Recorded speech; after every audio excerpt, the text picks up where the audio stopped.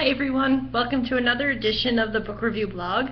I am a book reviewer, and I know it's been a while since I reviewed, for various reasons. One, my computer, my wonderful MacBook that I had all through my last edits and videos crashed or died, and so I had to get a Chromebook, and Chromebook doesn't really do well with uploading videos. They don't really have a good app for that. And with other things like moving and just doing other projects, I just haven't been uploading videos. So anyway, I just figured that I'm going to upload from YouTube directly, so that's how I'm going to upload to you. And let's get started. The first book that I'm going to review, a while back, is I Am Malala by Malala Yousafzai. I know I botched that up. I'm very sorry. If you recognize her name, this is the woman that back in 2012, while living in Pakistan, she was shot by the Taliban for going to school. This was not kind of like a random act. When you read this book, you will notice that she was well known, maybe not around the world, but definitely in Pakistan and probably in the surrounding areas. She comes from a family that believed very highly in education. Even though her mother was not educated, her father was, and he actually ran the school that Malala went to. And this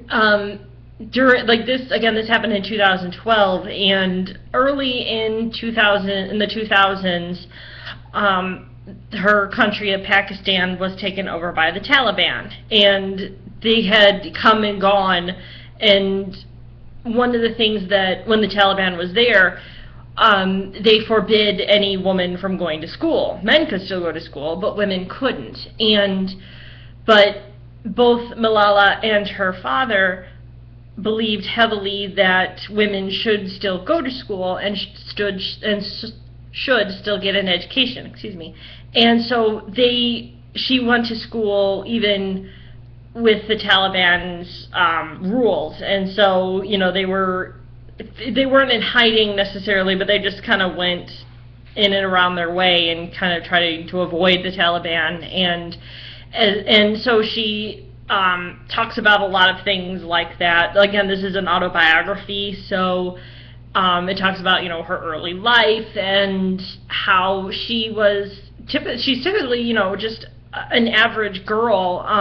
She has two brothers, and she would remark often that she fought with her brothers, mainly the one that's closest to her, which is maybe 2 or 3 years younger than she is, and how she would talk with her friends and Skype and do all sorts of things, and that she would read the Twilight books, because that was popular around that time. And so just remember that she was a typical girl that just happened to have this horrible thing happen to her. And so she recounts very detailed in this book about being shot and then the aftermath of that. What happened was she was on a bus going home from school, and her bus was stopped by the Taliban, and there was a man that opened the back door, which is where she was along with the other girls, and instead of just firing at everybody, they targeted her specifically, and the gunman asked, "Who is Malala?" And she didn't have a chance to respond that I am Malala, which is what she said that she would have said, and then she would have remarked of how women should have the right to go to school and things. But I believe what happened was a friend of hers kind of looked in her general direction, and so the shooter knew which one was her, and he just shot. So she did not have a chance to respond with what she wanted to. So she, of course, was taken to the hospital, and her recovery was very grim at some times, and went better and then went grim again, and so it was a really tough road to recovery.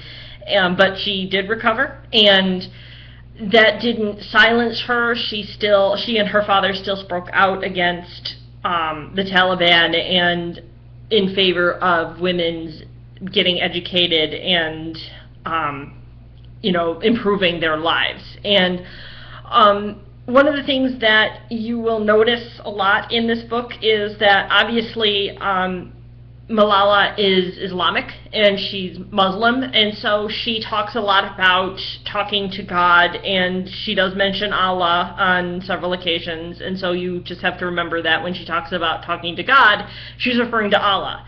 So, a Christian may have some trouble with that, but I really didn't have problems with that. I just viewed it as a woman who was trying to get equal rights and trying to make sure that women, like men, got an education. So I wasn't bothered by the Islamic talk, but if you are, then maybe this isn't the book for you.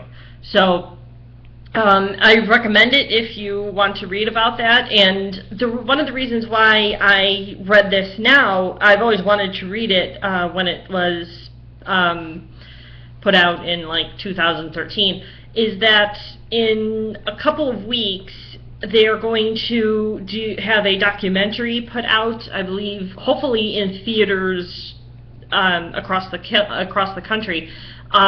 I learned about it from watching another video in a movie theater, but it's going to be a documentary about her life. Like, she is interviewed, and so is her father, so it's not going to be exactly like a movie about her.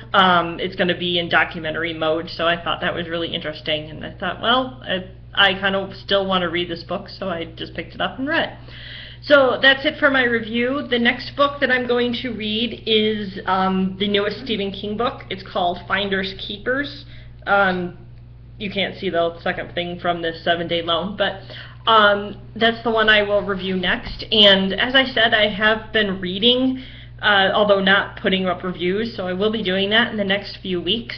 And so I look forward to you watching my reviews, and I really want to thank the people who have still been watching my reviews and liking what they've been seeing, and subscribing to my page. I've looked recently and my number of subscriptions has grown considerably, so thank you so much, and I bid you all farewell and happy reading, and it's really great to be back.